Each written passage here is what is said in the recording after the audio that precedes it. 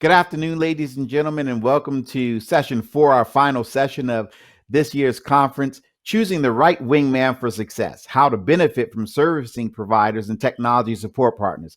I'll tell you that we could not have brought together a better panel who is going to be able to talk with you very definitively and specifically about the importance of making sure that you have technology partners who's going to help you to launch off into this rarefied air of electronic mortgage closing. We have Ms. Kelly Arrington, who's the Senior Vice President and Chief Mortgage Operations Officer of North State Bank, with Ms. Esther Fernandez, who's the COO of Brady & Kosofsky, Beth Eller, who's the Vice President of Mortgage Lending at Truliant Federal Credit Union, and then Lori Clark, who's the System Specialist for North State Bank and makes it all go for them.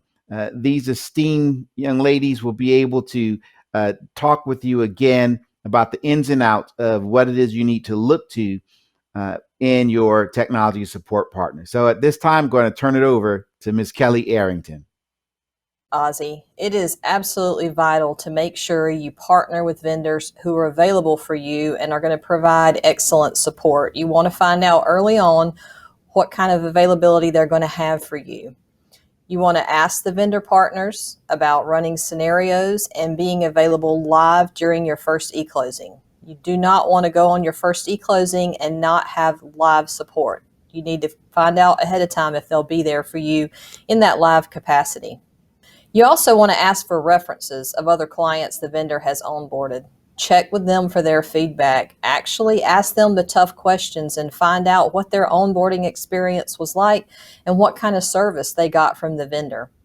It's definitely a team effort of all the stakeholders involved. You want to make sure that everybody's going to be there to support you and know that you're all going to be working together for this initiative. So work with your vendor partner to develop an onboarding process that includes information such as technical specs, the e-notary requirements, registration, equipment, etc. So we've developed our process after some trial and error. We get involved right away and notify our document vendor when an attorney would like to start doing e-closing. The vendor then provides the attorney with the basic information to get started, and they've even developed an intro video. Our document vendor helps the attorney install the necessary software and hardware if you have a signature pad, for example. And then we all do the first training call together. Next point that's really important is you really need to include the attorney's IT team at the very beginning. You want to avoid any potential issues with permissions, firewalls, etc. Think about where the e-closing will happen. Is there a strong Wi-Fi signal in that room? Make sure you have some technical support standing by on the e-closing day just in case. The last thing you want is a technical issue with your own equipment or setup. Also, be present for the training sessions with the eNotary and think about the flow during the training. Think about how this process will work during a real closing. How many people will be present? Where will they sit? Where will you sit? How will they use the equipment to e-sign? Make sure that you have some practice packages from the document vendor. So I generally copy the loan we'll be using during the actual e-closing so we can practice with it during our initial training. And then after that, have the vendor provide some more packages that the attorney can practice with on their own. So without being on a webinar, and they can do it in their own time and space. Be present along with the vendor during the first few e-closings in case there's a problem. Even if you're just sitting in the background of the call listening, it's reassuring that you're there. You can field any questions or act quickly to resolve any problem right away. Ozzy, what must you take into account when scheduling an e-closing? I have to be honest with you, the process in which we operate in our workflows, they really haven't changed much. The biggest change that takes place is, will it be signed with a wet signature in an old school notarial act, meaning on paper, or will we e-sign it and e-notarize it and what closing platform will be used. That being said, Ozzy, I promise you, there are going to be a number of variables, and some might call them what ifs, that you have to take into account. Some of those what ifs are shown on the slide above. As we move through the next couple of slides, we're going to dive in a bit deeper. And we're going to look at, how do you roll this out? How do you take on the new way of signing and notarizing? How do we clear with your team? And how are you going to help them as they roll out? One thing that we found is you want to give your team members ownership. When they have ownership and when they build this out with you, there's a greater understanding. There's a greater commitment. There's a quote that our office uses and has used for over the years, and it's by Eric Hoffer. In times of change, the learners inherit the earth, and the learned find themselves beautifully equipped to deal with a world that no longer exists. Now, that being said, how do we enter to a world that exists? First, we got to think about technology. What do I need? What is needed to complete the Notarial Act? Well, let's talk about that. The eClosing platform in which the closing takes place, you got to think about, is it supported by a Mac? Is it only supporting Windows? Can you do it on a tablet? How do you apply those signatures? Is it by a touchscreen, or is it via a signature pad, like a Topaz pad that you connect to your device? How do you get that signature on the documents? Next, one of the things that you need to think about is a little bit different than the actual technology tools that you're using, but it is the presentation. What's your user X experience? Will the borrower be able to see what you're presenting? Will you use a computer that has the ability to connect two mice to it? Why might you need that? Well, are you going to explain the eClosing process and have them sit down where they're able to use their own mouse and they click through and you tell them when to apply their signature after explain the documents to them? You need to make sure also that you run through a number of test scenarios. I can promise you, you're going to encounter a glitch. It might be a tech glitch. It might be a user glitch. It's life. Glitches are going to come at some point. Next, you're going to want to think about, have I run through a number of testing scenarios? Just like in the paper world, there's different scenarios that you're going to run through. If you test them now, you're going to be prepared for the future. It's going to help you walk through those glitches with calmness and ease. What's your borrower's experience? Next, you want to look at, what is your internet connection? Is your closing taking place in the office? Is it taking place off-site? What security has your IT put into place? Will it allow you to connect? This one might sound funny, but if you're closing in a conference room and you're closing on a laptop, what's your battery life like? Do you have a battery in the conference room? Do you have one available with you? If you're closing offsite, did you bring your battery? Batteries run out. How are you going to facilitate that? If you get a new computer or phone, please make sure you connect.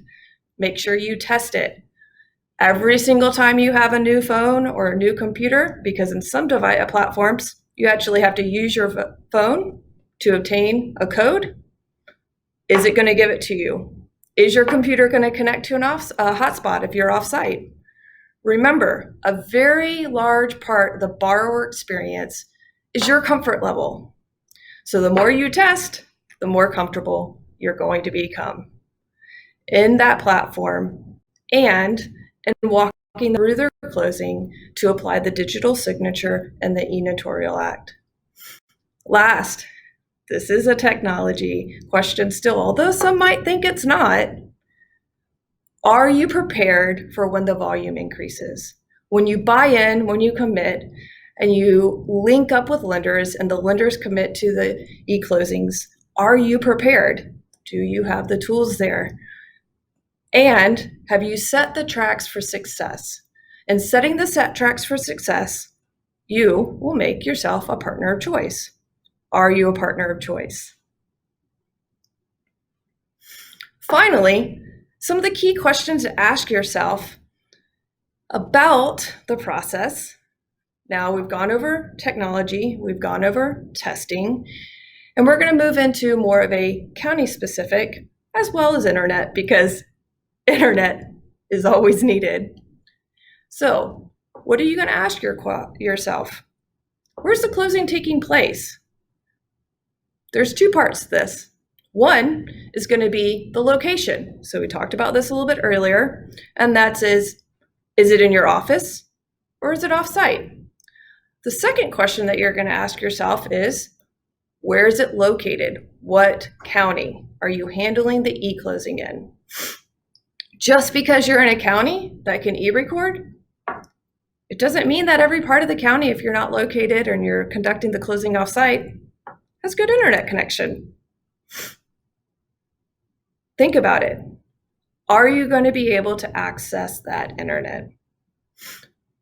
Now, on top of that, you have to look for e-recording capability. Now, I will tell you, we are extremely fortunate in the state of North Carolina. We have made a commitment towards the e-closing and the digital age, and 95+% of our population lives in a county that e-records. Currently, the counties in which you are unable to e-record in are Anson, Camden, Chowan, Clay, Edgecombe, Gates, Greene, Graham, Hyde, Jones, Martin, Northampton, Pasquotank, Person, Terrell, Vance, Warren, and Washington. We will suggest, if you happen to live and work in those counties, please go talk to your Register of Deeds representatives and let them know that you're interested and the need for eClosing. Remember, we all have to commit together in order to grow this. And they want to hear your voice. Once again, it's extremely important, and I know I keep touching on this, to take into account your internet access. I can't tell you how important it is. You can look at counties that are extremely populated, but if you go out to a remote area, are you going to be able to connect? Is the party handling the e-closing an e-notary?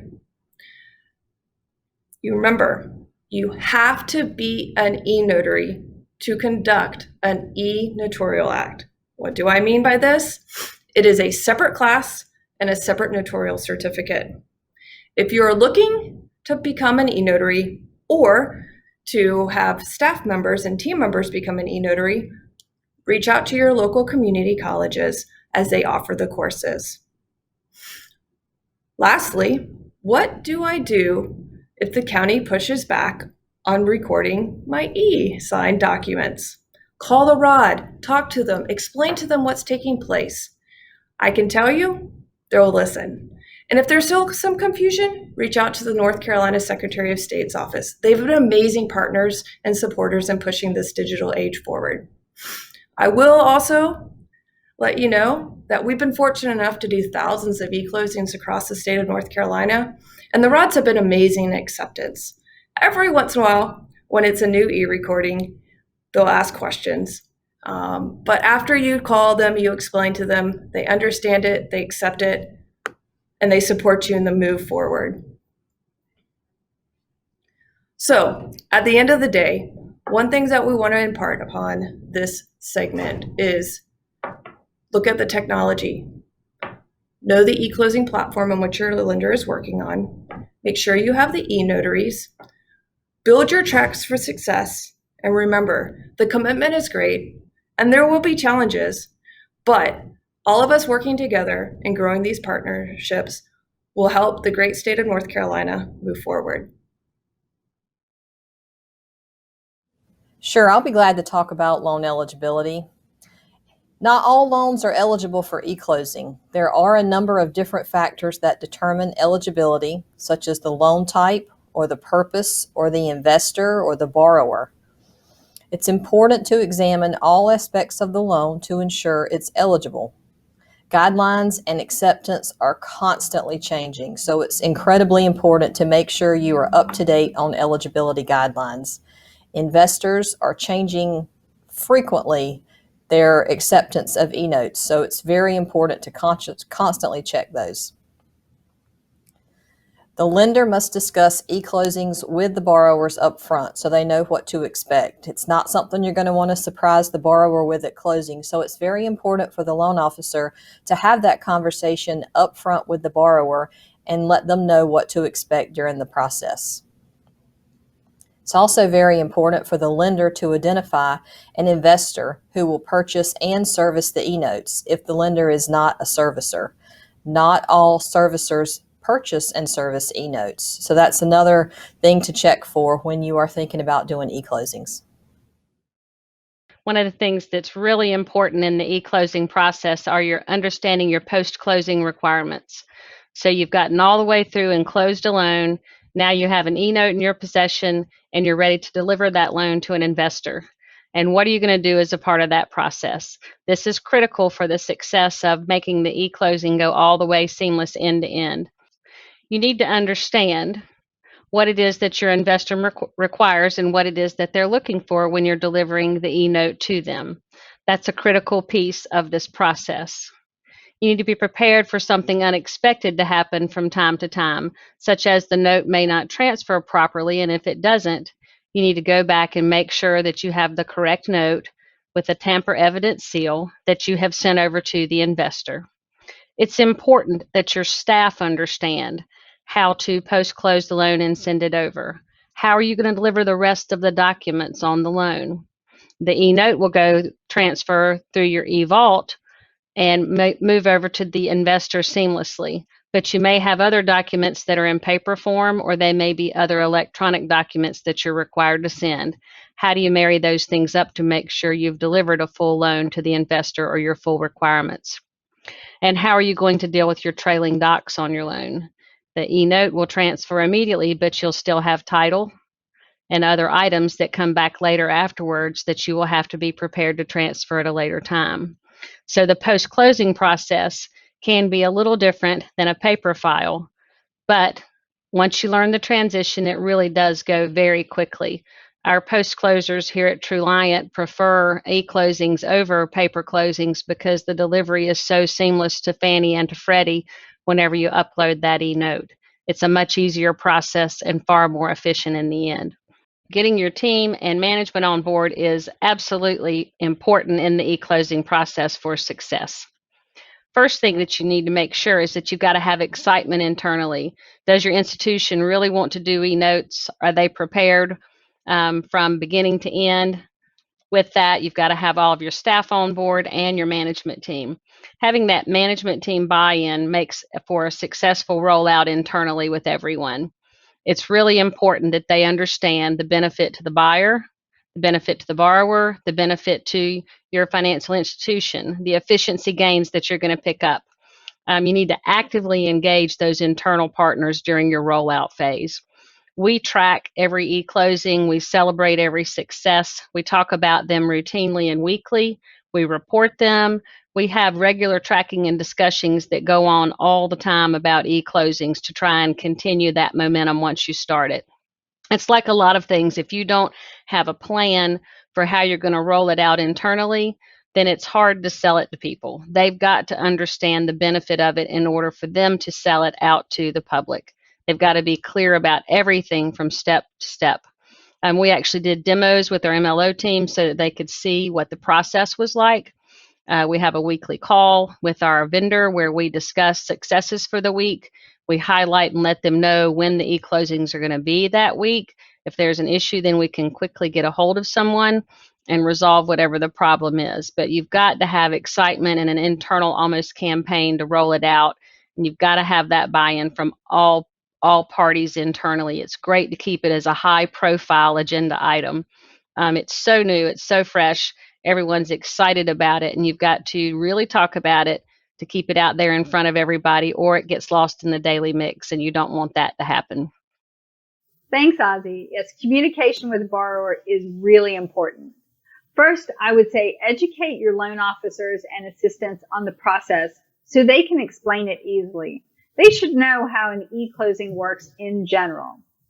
You want to prepare them for the emails that the borrowers or clients will be receiving and when they come out. They should also know how the borrower or client can get a copy of the completed package.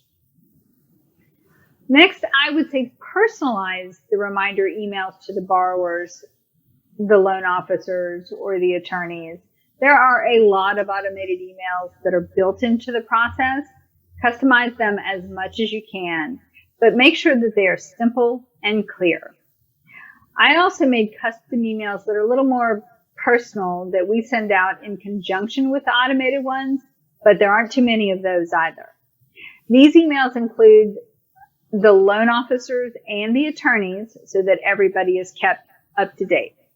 And again, keeping all the parties updated as necessary. If there is a change or a problem, you want to make sure to keep everybody posted, especially if the change happens before the eClosing. Again, communication is key, Ozzy, and avoids any surprises. My final talking point, I'm glad to discuss this with you, Ozzy. What to expect whenever something unexpected happens. You've got to have a plan B.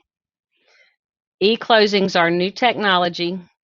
They go really smoothly most of the time, but something may come up, and you've got to be prepared to have an alternative to doing that electronic closing. So you need to be able to think about when you need to paper the note out.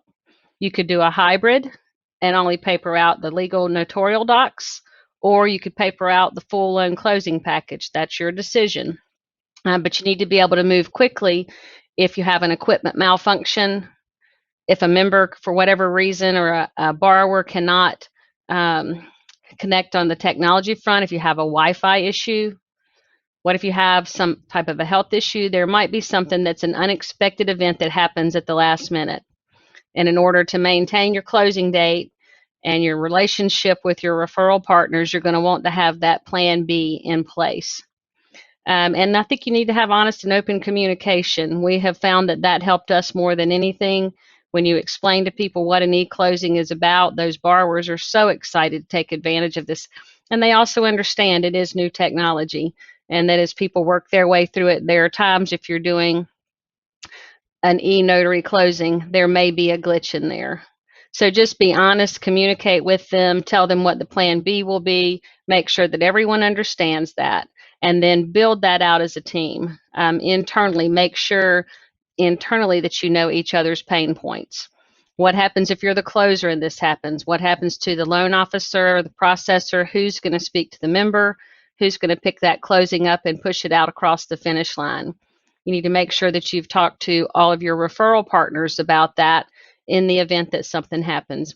Again, it doesn't happen often, but you need to be prepared for the unexpected. That's your best plan for success, is have a plan B in place. Yes, Ozzy, practice is so important. I cannot emphasize enough the importance of practicing prior to the event. You need to run multiple scenarios. Don't assume that your closing is going to be an easy, conventional one borrower purchase. You could have lots of different scenarios, and you need to practice for that. You need to run through these scenarios as many times as you can. All the parties involved in the transaction should have a pre-flight check.